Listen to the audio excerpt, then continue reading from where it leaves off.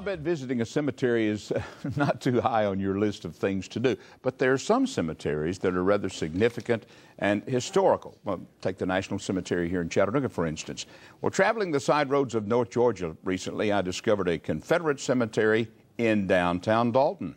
The West Hill Cemetery is located in downtown Dalton, Georgia, and a portion of the cemetery is a Confederate cemetery, the final resting place for 421 unknown Confederate soldiers, 4 known Confederate soldiers, and what's a little more ironic, 4 unknown Federal soldiers. These men were buried here between 1862 and 1864-65 in that time range. They're unknown, so we're not sure exactly who the Union soldiers are.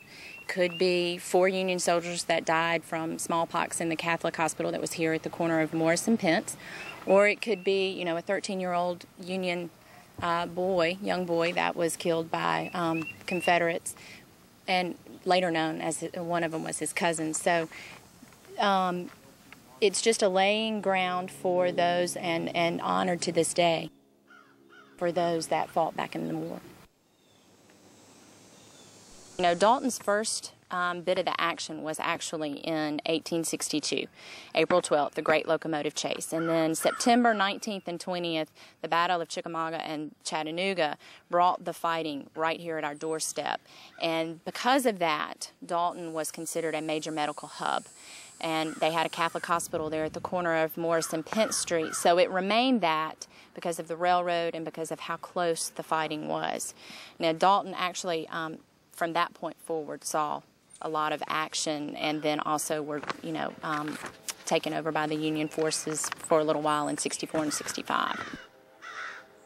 Who's in charge of everything that goes on? Well, I'll tell you that the Sons of the Confederate Veterans and the UDC, which is the United Daughters of the Confederacy, they all help maintain this area, but it's primarily in the city.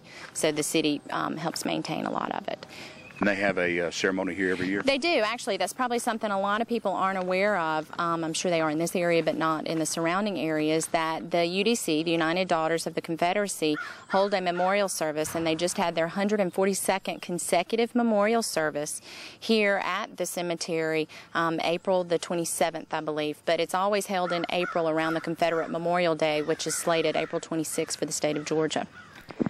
They pay honor to the Union soldiers as well as the Confederate soldiers. So it is a joint memorial between the Union, the Sons of the Confederate Veterans, and then the Sons of the Union Veterans. I'm sure that there's going to be an even grander ceremony come 2011, because that's the 150th commemoration of the Civil War.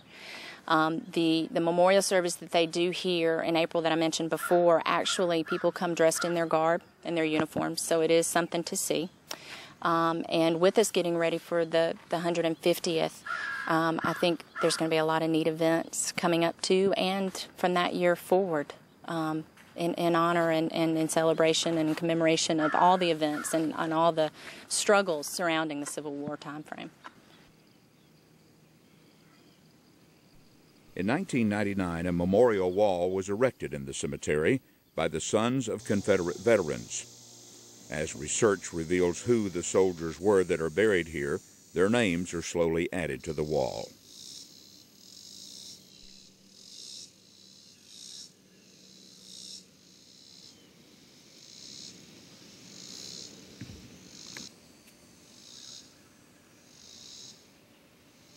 The Civil War is a unique war to anyone that is an American and from this area, because it is the only war that was fought on our soil.